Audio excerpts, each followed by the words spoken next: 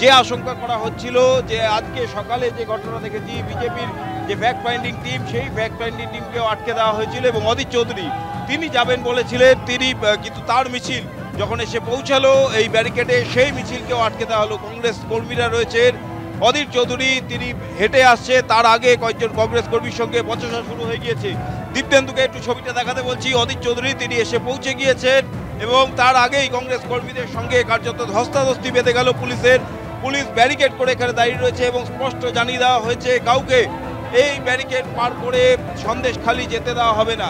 অধীর রঞ্জন চৌধুরী তিনি এই মুহূর্তে দেখতেই পাচ্ছ কংগ্রেস কর্মীদের সঙ্গে বচসা হচ্ছে এবং অধীর চৌধুরী তিনি পুলিশের সঙ্গে কথা বলতে যাচ্ছেন। পুলিশের সঙ্গে বচসা ধস্তাধস্তি চলছে এখানে।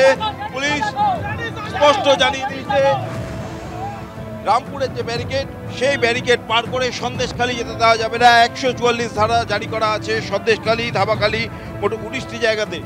সেই জায়গায় কোনোভাবেই কোনো রাজনৈতিক দলের প্রতিনিধিদের যেতে দেওয়া হবে না। অধীর চৌধুরী তিনি এসে পৌঁছে গিয়েছেন।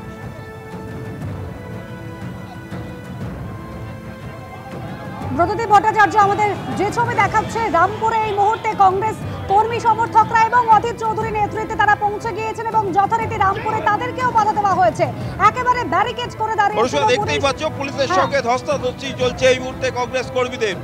তারা যেটা দাবি করছিলেন তাদের নেতৃত্ব অধীর চৌধুরীর নেতৃত্বে কয়েকজন তারা যাবে এবং ইতিমধ্যেই তোমায় দেখায় পুলিশের বাধার সম্মুখীন হয়ে রাস্তার উপর বসে পড়লেন অধীর চৌধুরী। এইখানে বসেই তিনি প্রতিবাদ জানাচ্ছেন। গত কয়েকদিন ধরে যে ঘটনা আমরা দেখছিলাম কার্যত তারই পুনরাবৃত্তি হচ্ছে আজকে এখানে। অধীর রঞ্জন চৌধুরী তিনি রাস্তার উপর বসে পড়েছেন।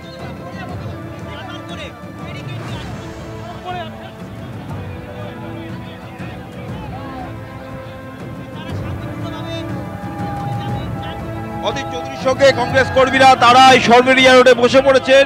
পুলিশ তাদের ঘিরে রেখে দিয়েছে। পুলিশের সঙ্গে দফায় দফায় কিন্তু বচসা ধস্তাধস্তি চলছে কংগ্রেস কর্মীদের। পুলিশের এই ব্যারিকেড ভেঙে তারা এগিয়ে যাওয়ার চেষ্টা করছিলেন। অধীর চৌধুরী পুলিশের বাধার সম্মুখীন হয়ে তিনি বসে পড়েছেন রাস্তার উপর।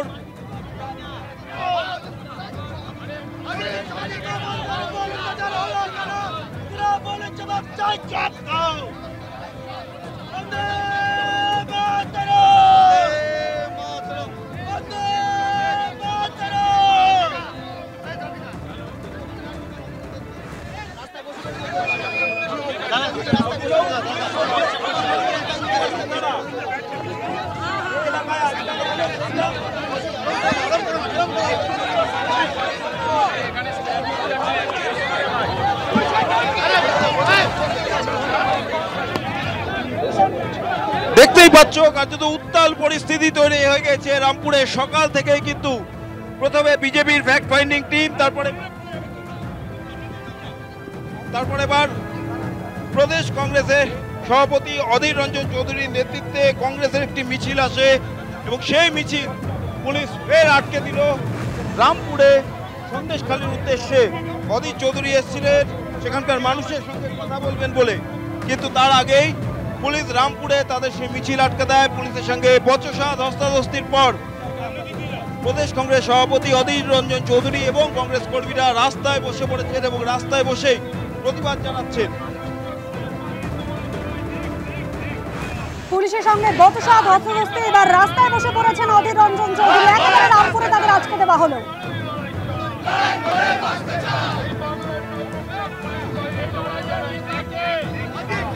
প্রচুর পুলিশ কর্মী মোতায়েন ছিল রামপুরে। একেবারে সকাল থেকে সামনের সারিতে ছিলেন মহিলা পুলিশ কর্মীরা।